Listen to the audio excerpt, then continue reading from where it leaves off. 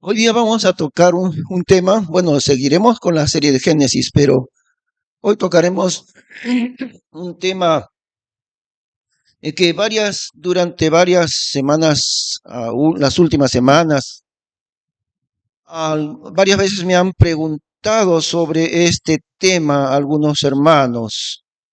Y cuando ya vemos que hay un tema que siempre los hermanos preguntan, vemos que es una necesidad para poder estudiarlo, ¿no? Y este tema es la diferencia o la comparación entre el milenio, el reino del Señor Jesús, que será en este mundo, y en su trono en Jerusalén, la Jerusalén de ahora, la que está allá en el oriente, ¿no? Ese reino del Señor Jesús, mil años que serán de su reino, y compararemos esto con la nueva Jerusalén que será eterna. Eso, ¿no? Entonces vamos a enfocar de esta manera y les ruego abrir sus Biblias en Apocalipsis, capítulo 20, revelación. Apocalipsis es la palabra griega y revelación es la palabra en castellano. Es la misma cosa, ¿no? Revelación, capítulo 20.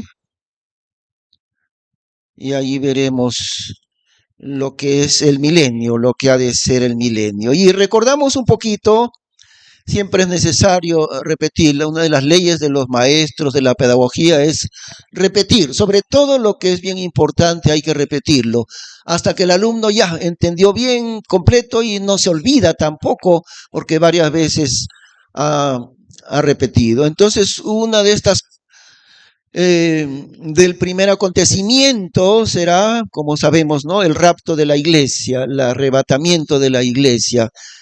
Y no sé por qué varias veces preguntan algunos creyentes, ¿se van a quedar algunos creyentes a sufrir la tribulación?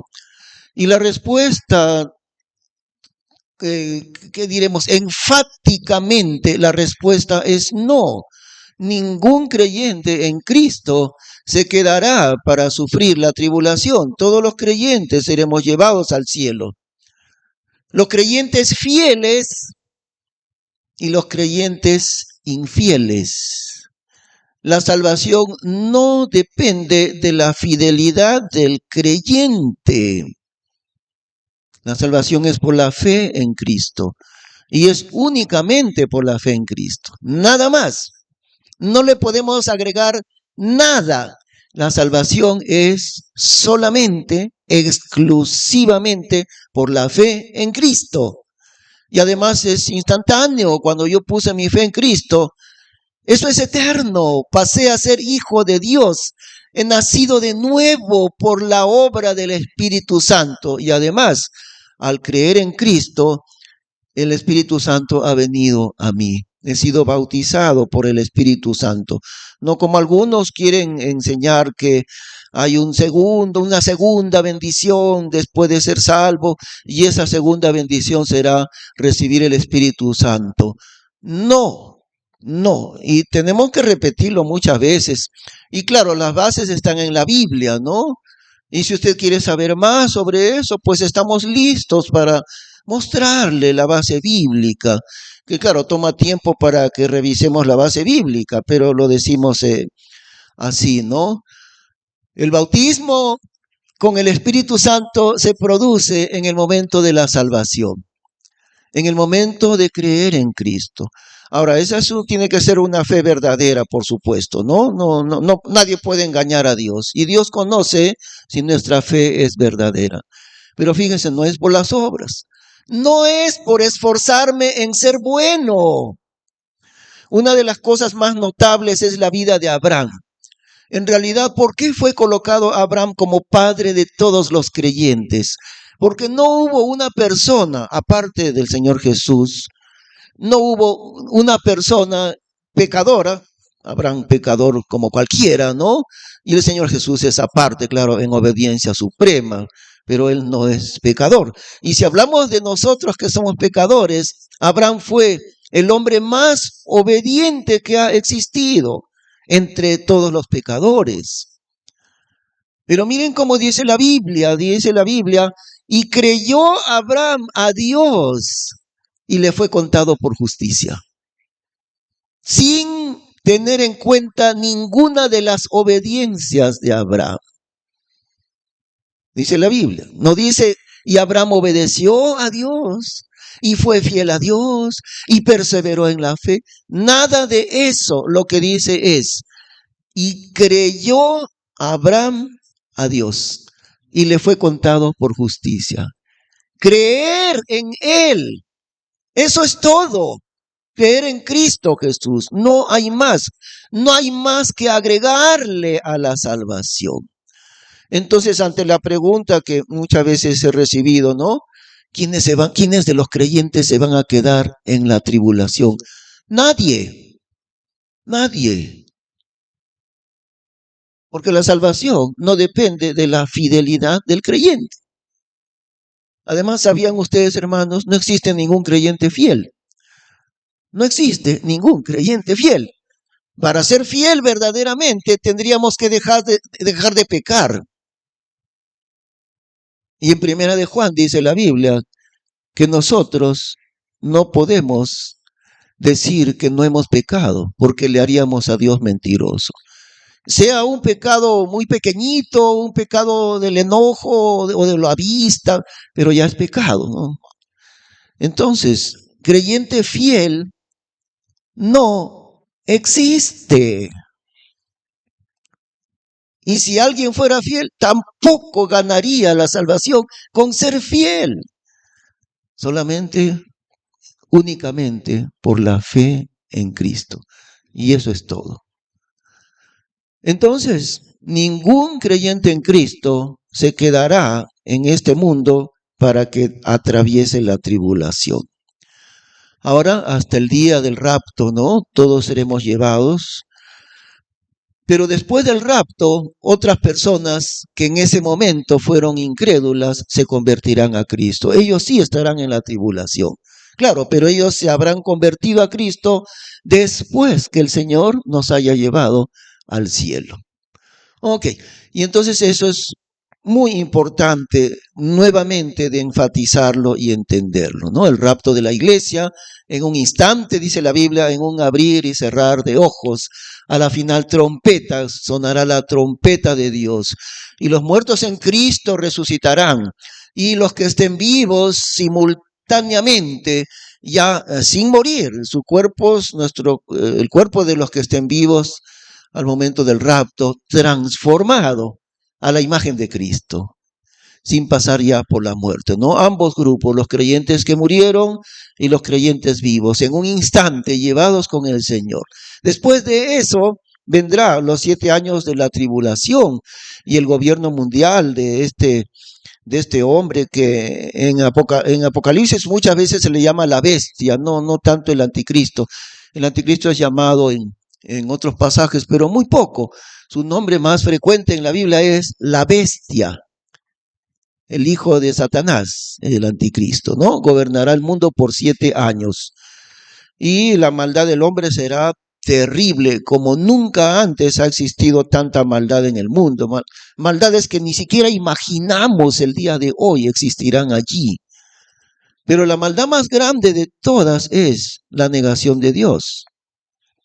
No puede haber maldad más grande que esa, la negación de Dios. La incredulidad es negar a Dios, la incredulidad es hacerle a Dios mentiroso, y la incredulidad lleva a las personas al infierno, porque muy fácilmente serían salvos por la fe en Cristo. Pero al no hacerlo, la incredulidad, la negación de Dios los lleva al infierno. Entonces, los 7 años de tribulación, muchos nuevos creyentes que se convertirán recién en esos 7 años, ¿no? Millones de creyentes en Cristo, pero bajo persecución, bajo martirio, bajo muerte. Serán perseguidos, serán muertos por el anticristo, serán degollados, dice ahí en Apocalipsis. Cortarán la cabeza, eso dice, ¿no?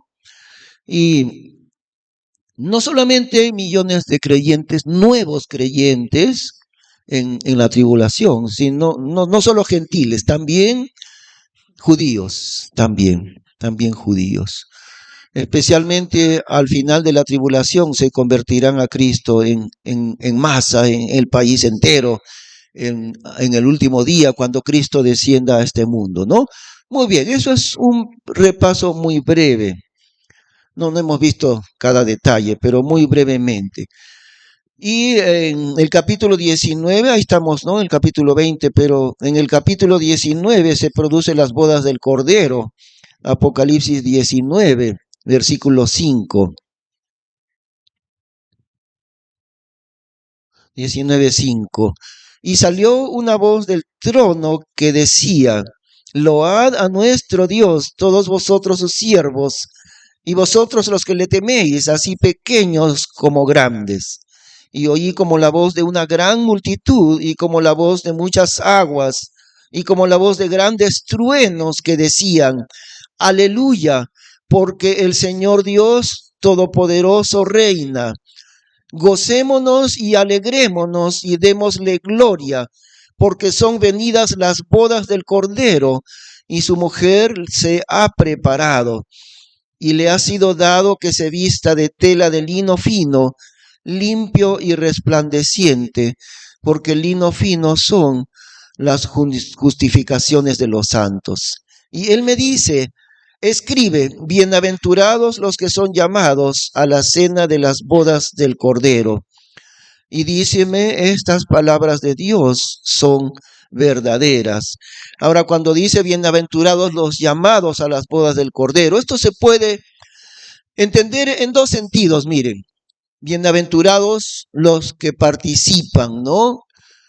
El Cordero es Cristo, las bodas de Cristo. La esposa, la iglesia, la novia, que en ese momento contrae matrimonio con su Salvador. Ahora, esto es en el cielo. Las bodas del Cordero son en el cielo. Recordemos que la iglesia ha sido quitada del mundo antes de la tribulación. Y después de esto, el tribunal de Cristo, que es un tribunal de recompensas, un tribunal de galardones a los hijos de Dios. No es un tribunal de condenación. Es simplemente para mayores o menores galardones. Y después del tribunal de Cristo viene las bodas del Cordero, en el cielo todavía, ¿no? Y después que se ha producido el casamiento entre Cristo y su esposa amada, que somos nosotros, la esposa amada del Salvador. Ahora, aquí entre paréntesis algo, en el matrimonio judío, la persona que se iba a casar, la pareja que se iban a casar, legalmente se consideraban ya casados antes incluso que se produzca la unión de ellos, ¿no? Antes que se consume su matrimonio, ante la ley judía ya estaban casados. No existían novios en realidad. Una vez que se comprometían, eso no era compromiso, era casamiento. Y esperaban un año más. Después del casamiento, legalmente, todavía no se unían, sino un año más esperaban. Pero ya estaban casados. Por eso es que María se sorprendió delante del ángel, ¿no? Por eso, porque le anunció que iba a venir el Hijo de Dios. Entonces, si es así, según la cultura judía, antes de unirse ya están casados. Y el día que se celebra la unión de ellos, solamente se cumple lo que ya vino un año antes, el casamiento. La iglesia ya está casada con Cristo entonces. Todavía no nos hemos unido a Él, pero ya la iglesia es la esposa de Cristo. ¿Ve? Eso es. Y entonces el casamiento del Señor con su iglesia y los que son llamados, es decir, los que participan en la iglesia, pero también habrán muchos invitados allí. Después del casamiento, de las bodas, viene el Señor Jesús con su nueva esposa. Viene el Señor Jesús al mundo, ahora sí, unido a su iglesia, unido eternamente. El Señor Jesús se unirá eternamente a sus hijos, a su iglesia. Y en realidad lo que parece darnos a entender es esto, que el milenio será como una celebración, la fiesta del casamiento. No tenemos mayores detalles sobre eso, pero según parece que el milenio viene a ser el banquete del matrimonio. Ellos celebraban en la cultura judía varios días, sobre todo si tenían medios económicos, celebraban una semana entera el matrimonio. 7 días de fiesta y de banquete, imagínense, ¿no?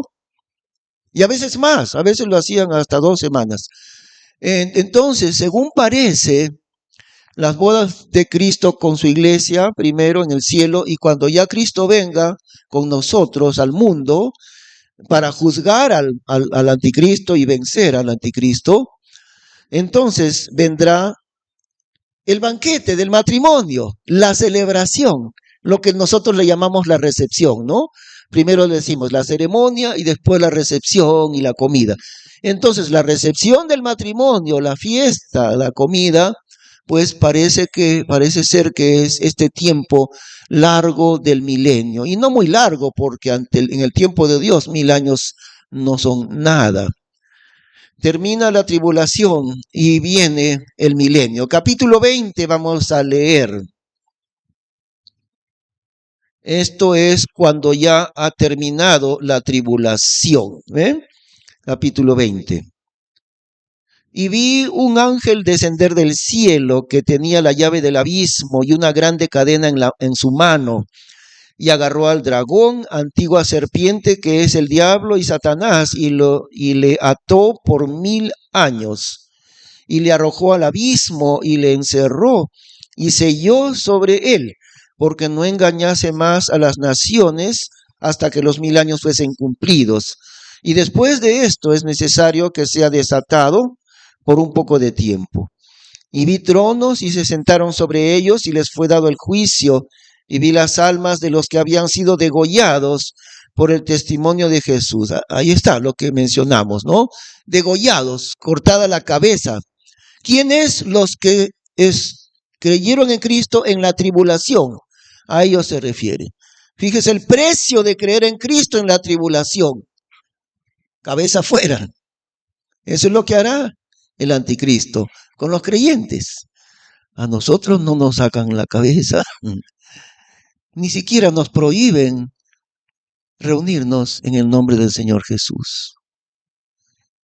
Pero ahí sí, ¿no? Otra vez, versículo 4, y vi tronos y se sentaron sobre ellos y les fue dado el juicio, y vi las almas de los que habían sido degollados por el testimonio de Jesús y por la palabra de Dios, y que no habían adorado a la bestia ni a su imagen, y que no habían recibido su marca en sus frentes ni en sus manos. Y vivieron y reinaron con Cristo 1000 años. Empero los demás muertos no tornaron a vivir hasta que fueron cumplidos los 1000 años. Esta es la primera resurrección.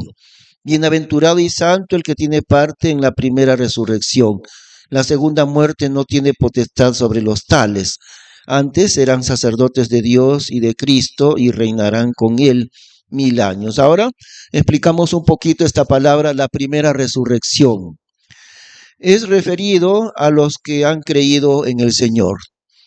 Tanto los integrantes de la iglesia, nosotros, como los mártires de la tribulación, todos participando de la primera resurrección. Pero miren, no es un solo momento. La primera resurrección es en varios momentos. La primera resurrección tiene varios momentos. El primer momento de la primera resurrección es cuando el Señor nos lleve, ¿no? En el arrebatamiento de su iglesia, ahí. Pero el siguiente momento de la primera resurrección es aquí, los mártires de la tribulación. Por eso dice, esta es la primera resurrección, ¿no? La primera resurrección es la resurrección de los salvos. Diferentes momentos, pero es una sola, llamada primera resurrección, resurrección de los creyentes, ¿ok? Y la segunda resurrección es más bien para condenación, ahí en el trono blanco. Versículo 6, otra vez, ¿no? Al final del versículo 6, antes serán sacerdotes de Dios y de Cristo y reinarán con él 1000 años. Ahí también estamos nosotros como iglesia y también los creyentes de la tribulación. Pero en un sentido un poco diferente, miren, la iglesia, bueno, ya lo hemos venido diciendo, ¿no? Pero si lo repito es para, como digo, para que lo entendamos bien y para que no lo olvidemos. Porque a veces les hago preguntas, hermano, explíqueme eso, no se acuerdan, no se acuerdan. Los días martes les hago preguntas y a veces no se acuerdan. Por eso, al preguntar nos damos cuenta si entienden bien.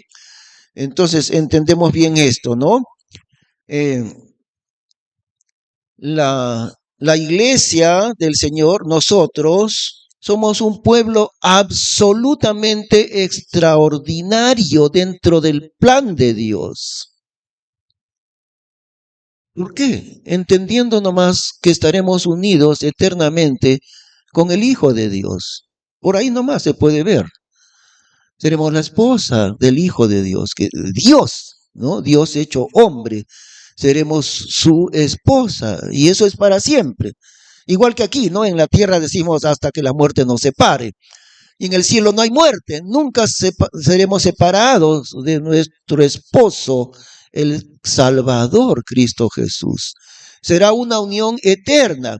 Y si nos acordamos de que el Señor Jesús dice que cuando dos personas se casaron, ya no son dos, ya no son más dos, uno y uno. Dejan de ser dos y se convierten los dos en uno solo. Ya no son dos, ahora ellos son uno solo, el esposo y la esposa. Ese es el diseño de Dios del matrimonio. Cristo se casará con su iglesia. Y ya no será Cristo aquí y en segundo lugar la iglesia aquí. ¿Qué será Cristo con su iglesia? Uno solo. Uno solo. Y Él la cabeza y nosotros su cuerpo. Él nuestra cabeza y nosotros su cuerpo. Y Él no es, el Señor Jesús, no está completo en sí mismo. Le falta su cuerpo y su cuerpo todavía está en esta tierra, su iglesia, ¿no? Muy bien. Y estábamos diciendo para explicar una diferencia, porque siendo la iglesia la única esposa de Cristo, hubieron millones y millones de personas salvas en el Antiguo Testamento, ¿no? Lo que le llamamos los santos del Antiguo Testamento, porque la Biblia también le llama así, los santos, los creyentes del Antiguo Testamento. Pero ellos no serán la esposa de Cristo.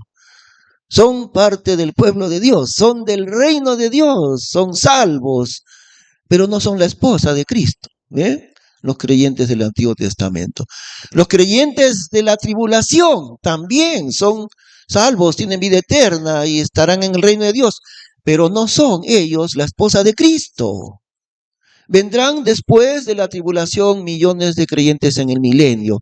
Y aún después del milenio, en el reino eterno del Señor, vendrán otros millones y millones, sin fin, de nuevos creyentes. Pero no serán ellos la esposa de Cristo.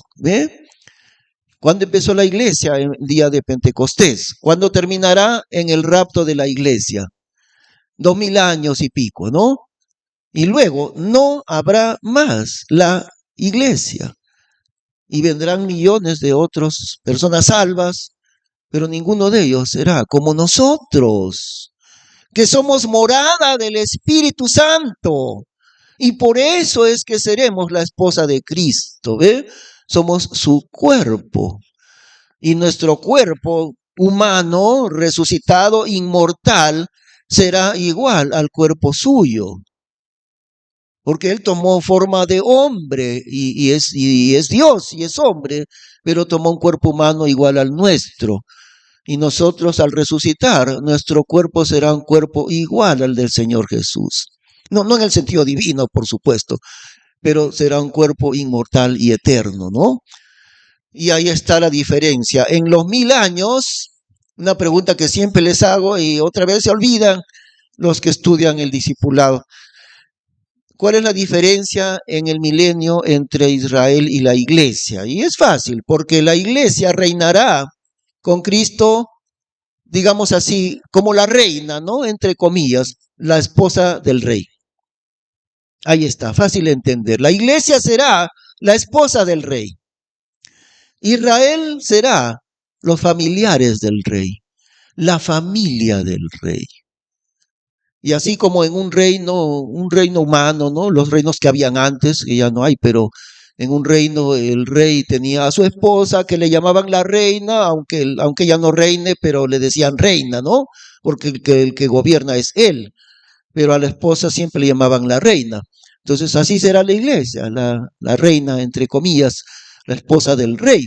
Pero cualquier rey en este mundo ponía siempre como ministros suyos, como colaboradores, como gente de confianza, ponía a sus allegados, sus amigos de mucha confianza y también a sus familiares. Así que los judíos, los familiares del rey en el milenio, reinarán como la familia del rey.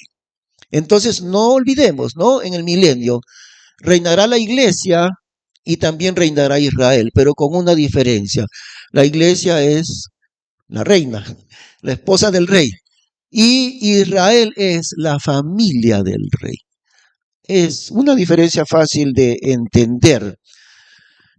En el milenio habrá justicia completa del Señor Jesús, ya lo hemos visto en otras ocasiones, pero leamos un poquito más allí. Estamos en el capítulo 20 y versículo 7. En el capítulo 20 tenemos una mirada muy rápida, sin detalles mayores de lo que es el milenio. Ahora veremos en un instante otros detalles más del milenio, pero aquí dice verso 7, y cuando los 1000 años fueren cumplidos, Satanás será suelto de su prisión y saldrá para engañar las naciones que están en las 4 esquinas de la tierra, Gog y Magog, a fin de congregarlas para la batalla, el número de las cuales es como la arena de la mar. Y subieron sobre la anchura de la tierra y anduvieron alrededor de los ejércitos de los santos y de la ciudad amada. ¿Cuál es la ciudad amada? Jerusalén. ¿Cuáles son el ejército de los santos? Los ejércitos de los santos. ¿A quiénes se refiere? ¿Ah? A la iglesia en primer lugar. Y en segundo lugar, ¿ah? Sí, claro, ¿no? También como creyentes también. Israel y la iglesia, los dos, el ejército de los santos y la ciudad amada. Y ahí dice, de Dios descendió fuego del cielo y los tragó. Pero vamos un momento a Isaías capítulo 11. Isaías capítulo 11.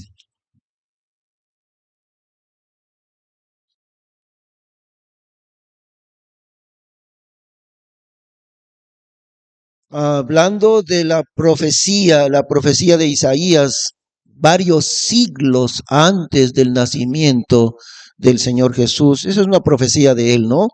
Menciona a Isaí. Isaí, el padre del rey David, y el descendiente, el Mesías, descendiente de David. Y saldrá una vara del tronco de Isaí, y un renuevo retoñecerá de sus raíces, y reposará sobre él el espíritu de Jehová, espíritu de sabiduría y de inteligencia, espíritu de consejo y de fortaleza, espíritu de conocimiento y de temor de Jehová, y harále entender diligente en el temor de Jehová.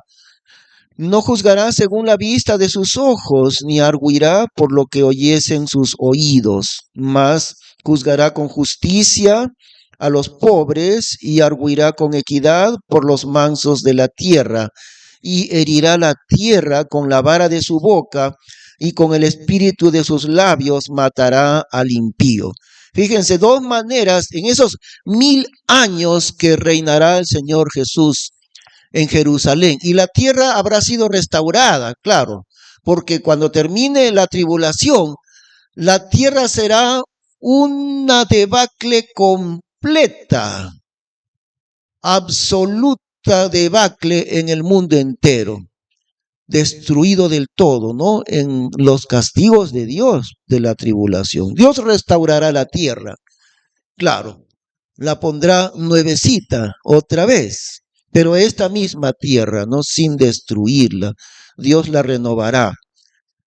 ¿Y cómo será el gobierno del Señor Jesús? Miren, dos tratamientos que hará Él. En primer lugar, qué interesante que menciona a los pobres. ¿Qué hará con los pobres y con los mansos? Los juzgará con justicia primeramente, ¿no? A los pobres, verso 4. Y arguirá con equidad por los mansos de la tierra. Muy bien. A los indefensos los defenderá y con justicia los ha de tratar. Pero en segundo lugar, otra manera diferente en que el Señor Jesús, y esto es el polo opuesto a la gente indefensa, siempre maltratada, siempre oprimida, los tratará con justicia perfecta. ¿No es así? Ahora, en segundo lugar, dice verso 4, herirá la tierra con la vara de su boca y con el espíritu de sus labios matará al impío. No lo dejará al malvado obrar como es el día de hoy. Nunca más el malvado hará lo que le da la gana, como sucede en nuestros días. Nunca más el malvado hará sus maldades y sus robos y sus crímenes. Nunca más. ¿Qué hará con ellos el Señor? Herirá la tierra, es decir, la parte de la tierra que es malvada. Herirá la tierra con la vara de su boca. ¿Qué más? Con el espíritu de sus labios. Miren, siempre de sus labios, ¿ah? Siempre de sus labios. Y con el espíritu de sus labios, ¿qué dice? Matará al impío. Esa será la justicia del Señor Jesús. Y nunca el Señor castiga a los que le obedecen. El Señor ama, Dios ama a los que le aman. Y a los que aborrecen a Dios, a los malvados, esto el Señor Jesús en su reino terrenal les hará. Los herirá y los matará. Ahora, la naturaleza también, no, ya no vamos a leer porque no nos alcanzará el tiempo, pero los versículos siguientes nos hablan, ¿no? Nunca más las fieras se devorarán unos a otros, nunca más. ¿Qué comerán el león, el lobo, las fieras? No comerán ya nunca más a otros animales. Comerán hierba. Y un niño podrá jugar con una serpiente y no le hará daño. Entonces ahí está, ¿no? Por falta de tiempo avanzaremos otra vez a Apocalipsis capítulo 20. Apocalipsis 20. Revelación 20.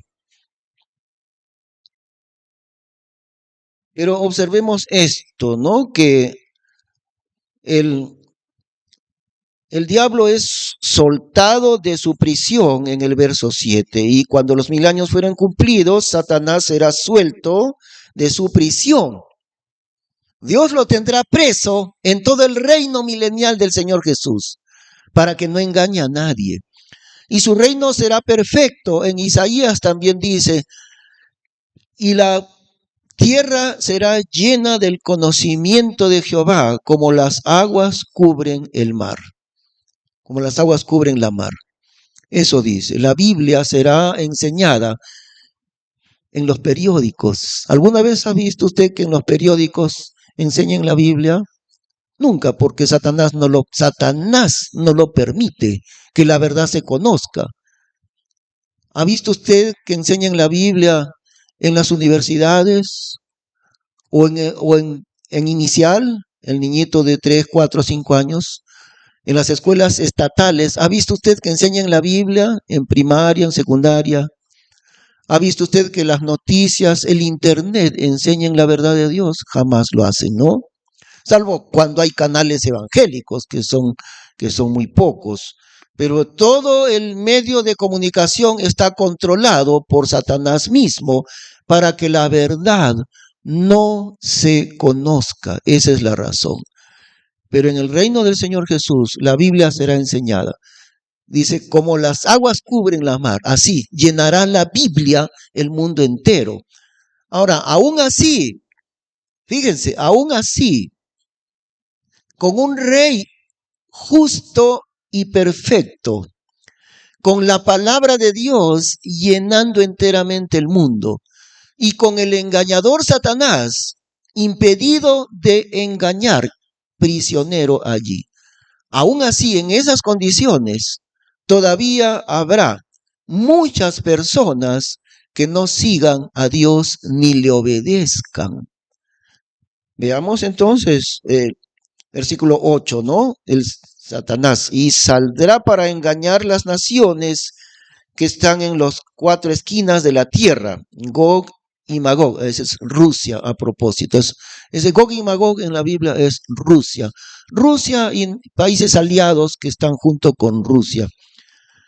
Gog y Magog a fin de congregarlas para la batalla, el número de las cuales es como la arena de la mar, y subieron sobre la anchura de la tierra y anduvieron alrededor de los ejércitos de los santos y de la ciudad amada.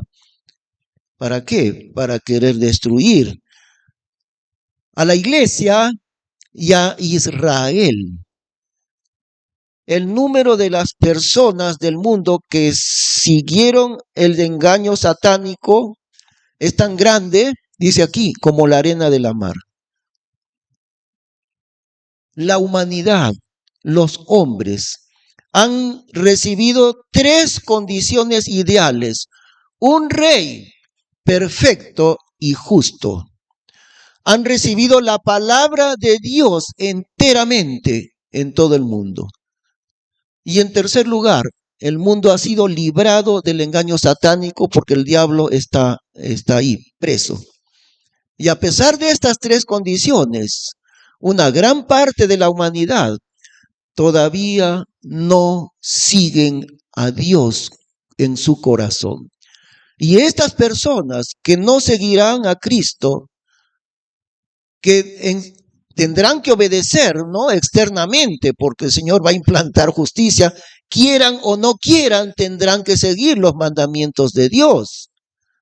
Pero muchos de ellos habrán seguido los mandamientos de Dios porque están obligados a hacerlo. Y todos aquellos que no han seguido a Dios de su propia voluntad, ni de su propio corazón, ¿qué sucederá con ellos? Ahí está. A propósito, Dios lo suelta al diablo en medio del mundo.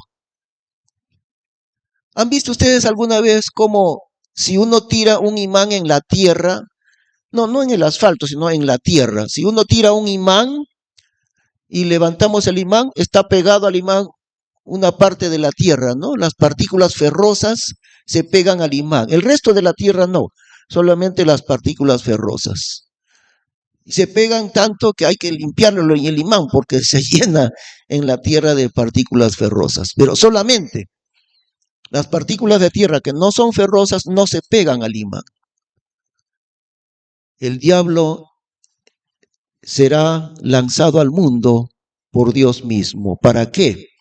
Para que el diablo sirva de filtro, para que sirva de colador, para que todos los que no siguieron a Cristo de su propio corazón se pegarán al engaño diabólico automáticamente.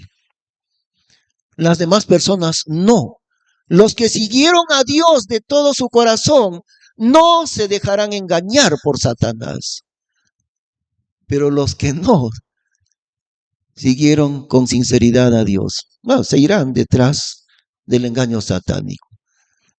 ¿Y cómo terminarán este número tan grande de personas en el mundo, no? Se juntarán al diablo para destruir Jerusalén, donde está el rey, donde está la iglesia y donde está Israel. ¿Cómo terminarán? Versículo 9, al final, ¿qué dice ahí? Y de Dios descendió fuego del cielo y los tragó. En un instante. Sin armas, sin nada. ¿Cuánto durará el fuego de Dios que los queme? Pasa un segundo, ¿no? ¡Faz! Se acabó. Millones y millones y millones de gentes engañadas por el diablo. Ahí serán quemados. Y luego el diablo que los engañaba fue lanzado en el lago de fuego y azufre. Este es el infierno, pues, ¿no? Donde está la bestia y el falso profeta. Y serán atormentados día y noche para siempre jamás. Y luego viene el juicio final. Y en el capítulo 21 viene la Nueva Jerusalén. Y esa es la diferencia que queremos ver. Veamos a grandes rasgos la diferencia. Miren, porque el reino del Señor Jesús, su reino terrenal, no todavía celestial, su reino terrenal será aquí en este mismo mundo que conocemos, en la ciudad de Jerusalén. Su trono estará en Jerusalén y nosotros viviremos allí como la esposa de Cristo. Así que la casa que usted tiene en Chosica, vaya olvidándose porque vamos a vivir en Jerusalén. ¿Está bien? Así será. Bueno, y luego de que la iglesia y la Israel haya reinado con Cristo, vendrá recién su reino eterno. Diferencias entre el milenio y el reino eterno de Dios. El milenio es temporal. Apenas dura 1000 años, apenas. Porque 1000 años no es nada en el tiempo de Dios. ¿Ok?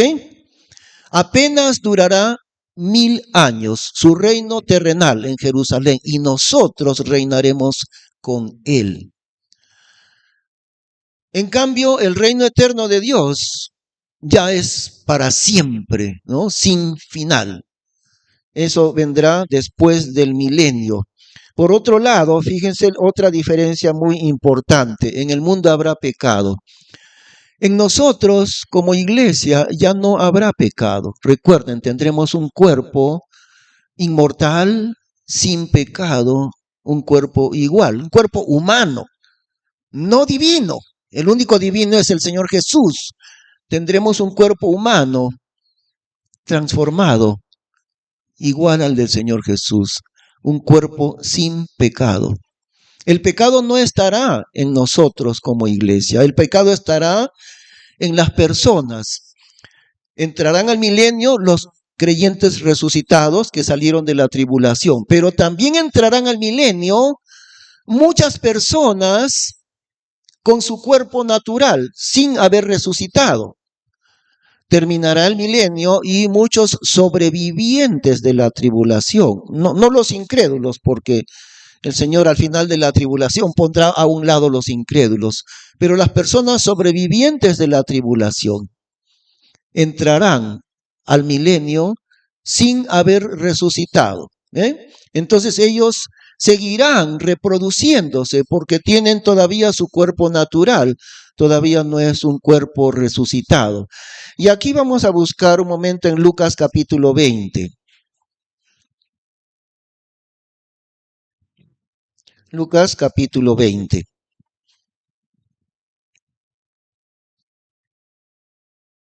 Versículo 27. Varias preguntas le hacen al Señor en este capítulo. Y Jesús los deja callados, los deja mudos con la respuesta que les da. Pero siguen preguntándole. Lucas 20, 27. Y llegándose unos de los saduceos, los cuales niegan haber resurrección, le preguntaron diciendo, Maestro, y con su hipocresía, ¿no? Maestro, Moisés nos escribió, si el hermano de alguno muriere teniendo mujer y muriere sin hijos, que su hermano tome la mujer y levante simiente a su hermano. Fueron pues 7 hermanos, y el primero tomó mujer y murió sin hijos. Y la tomó el segundo, el cual también murió sin hijos, y la tomó el tercero, asimismo también todos 7, y no dejaron simiente y murieron. Y a la postre de todos murió también la mujer. En la resurrección, pues, ¿mujer de cuál de ellos será? Porque los 7 la tuvieron por mujer.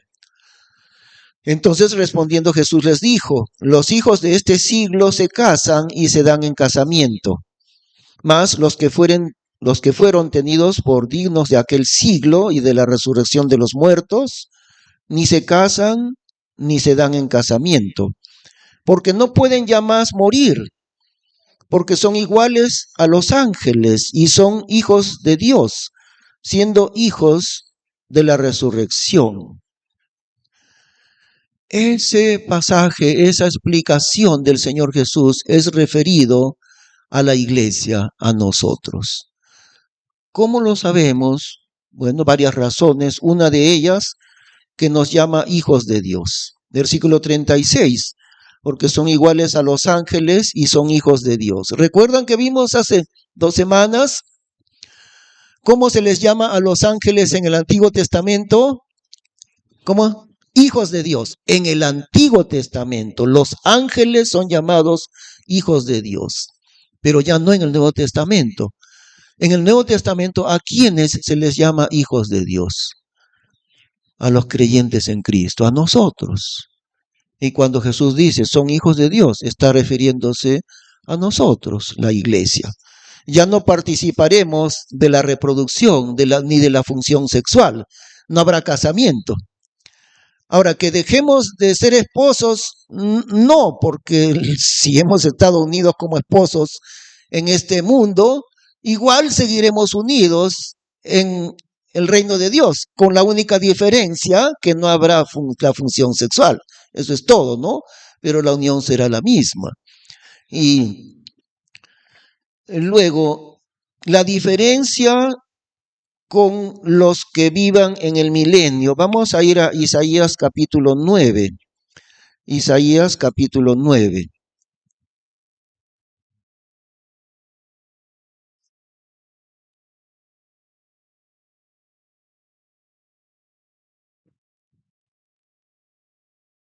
Hay otra profecía del Señor Jesús también.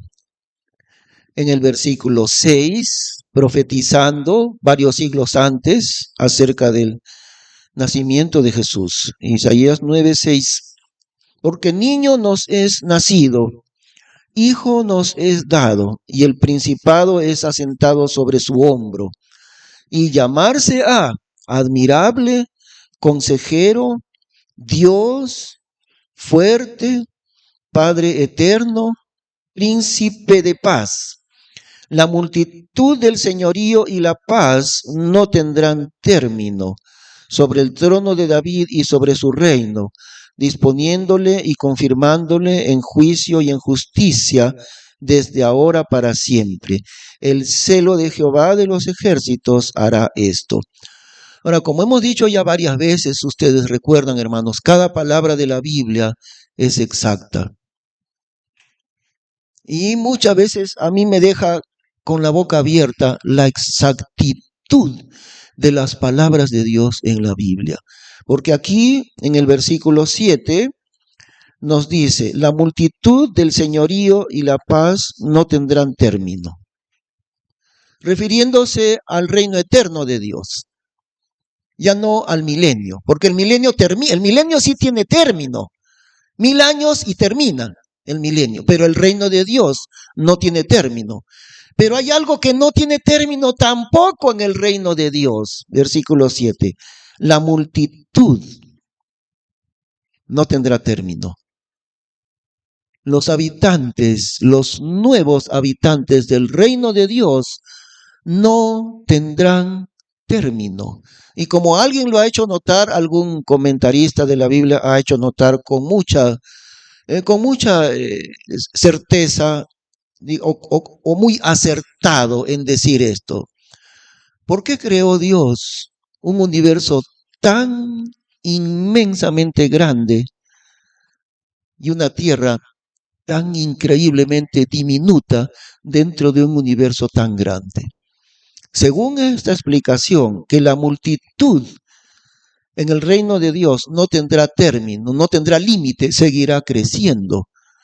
Por eso creó Dios millones y millones y millones de estrellas y de planetas, preparados para ser habitados en la eternidad.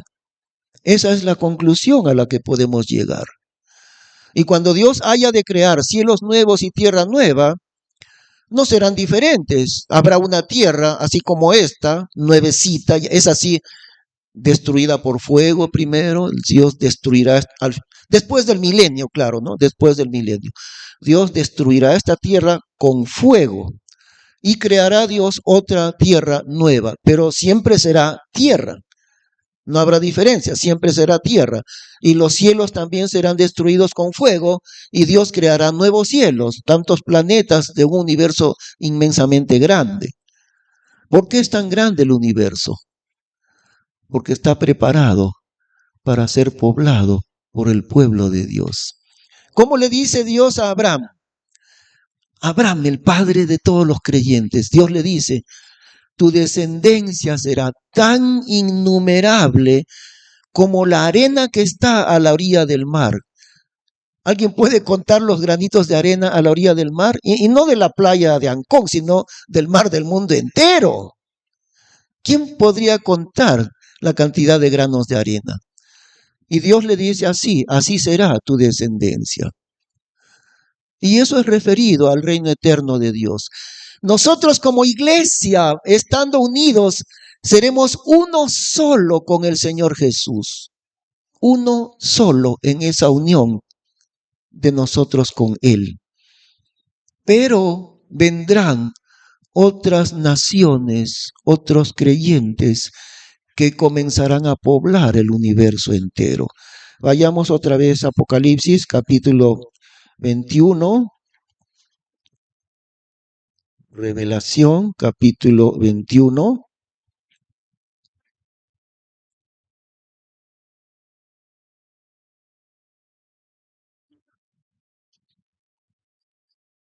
Ahora entonces en el verso 21 no tenemos tiempo ya, pero vamos a explicar muy brevemente lo que dice el versículo 2, Apocalipsis 21, 2.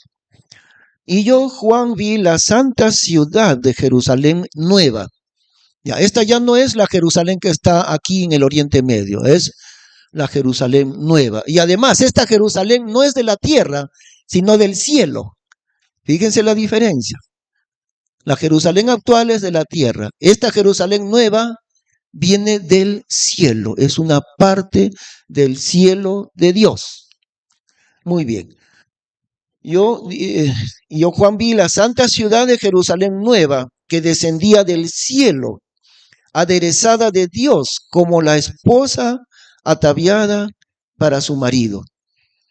La esposa, la iglesia, el marido, Cristo Jesús. Y lo vuelve a decir en el versículo 9. Y vino a mí uno de los 7 ángeles que tenían las 7 redomas llenas de las 7 postreras plagas, y habló conmigo diciendo: ven acá, y yo te mostraré la esposa, mujer del Cordero. No hay duda, ninguna duda, el Cordero es Cristo Jesús. La mujer del Cordero es la iglesia. Entonces está diciendo que la Nueva Jerusalén es la morada de la iglesia, porque le llama a la ciudad entera la mujer del Cordero, la iglesia. Quiere decir que nosotros viviremos en la Nueva Jerusalén con el esposo. No dicen no dicen en los dichos populares, no dicen el casado casa quiere, ¿no? Al casarse quiere una casa propia. Entonces, ahí está Cristo Jesús recién casado con su iglesia en su casa. Él y su esposa. Cristo con la iglesia. ¿En dónde? En la Nueva Jerusalén. Esa es la morada de Cristo con la iglesia.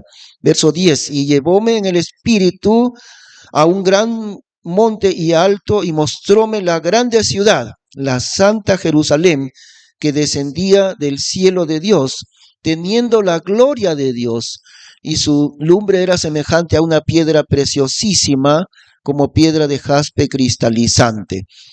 Bueno, lamentablemente no tenemos ya tiempo, pero el tamaño que está más abajito, no lo leemos, pero el tamaño es como un cubo, tiene 12,000 estadios de largo, 12,000 estadios de ancho y 12,000 estadios de altura. Eso viene a ser 2.400 kilómetros de largo la ciudad. Ahora, no es un país, sino es una ciudad. Pero una ciudad que tiene 2.400 kilómetros de largo es igualito que de Tumbes a Tacna, aquí en el Perú, igualito. Entre Tumbes y Tacna hay 2.400 kilómetros. De largo, 2.400, de ancho, 2.400, de altura, 2.400 kilómetros. Es enorme esta ciudad de Dios. Pero es que ahí tienen que caber millones y millones de creyentes desde el tiempo del Señor Jesús. ¿Cuántos millones serán, no? Por eso es tan espaciosa la morada de la iglesia. Ahora, como digo, no veremos ya más detalles por falta de tiempo, pero sí un detalle importante que está en el versículo 24. Estamos en capítulo 21 y versículo 24. Y las naciones de los que hubieren sido salvos andarán en la luz de ella, y los reyes de la tierra traerán su gloria y honor a ella. Fijémonos con cuidado en este versículo, porque ahí está la diferencia entre la iglesia viviendo con Cristo en la Nueva Jerusalén, la casa del Salvador y su esposa.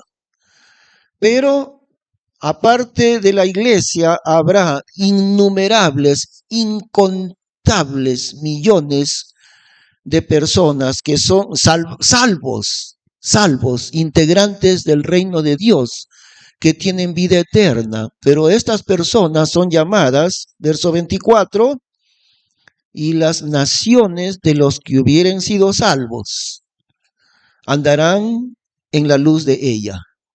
La Nueva Jerusalén alumbrará a las naciones en la tierra, y los reyes de la tierra traerán su gloria y honor a ella. La iglesia no estará en la tierra, sino en el cielo, es la Nueva Jerusalén, pero la Nueva Jerusalén descenderá para quedar suspendida. ¿Cómo lo hará Dios? No sé, pero la Nueva Jerusalén quedará suspendida encima de la tierra. Pero la Nueva Jerusalén no es la tierra, es una parte del cielo, morada de Cristo y la iglesia, alumbrando a la tierra, y las naciones de los que hubieren sido salvos andarán en la luz de ellos. Los millones y millones de nuevos creyentes salvos andarán a la luz de la ciudad de Dios. Y los reyes de la tierra traerán su gloria y honor a ella. También en el siguiente capítulo 22 nos dice así, versículo 2, en el medio de la plaza de ella, o leamos desde el verso 1 más bien, y mostróme un río puro de agua de vida, claro como cristal, que salía del trono de Dios y del Cordero. Y en el medio de la plaza de ella, y de la una parte y de la otra del río, estaba el árbol de la vida, el mismo árbol que estuvo en el huerto de Edén. ¿No es así? Es el mismo árbol de la vida. Dios no cambia su plan. Estaba el árbol de la vida que lleva 12 frutos, dando cada mes su fruto, y las hojas del árbol eran para la sanidad de las naciones. Otra vez está la palabra las naciones. Millones y millones y millones de creyentes, personas salvas, que seguirán creciendo, como dice Isaías capítulo 9, la multitud no tendrá término en el reino de Dios, ¿no? Qué cosas increíblemente maravillosas que están escritas aquí en su palabra y que vienen pronto,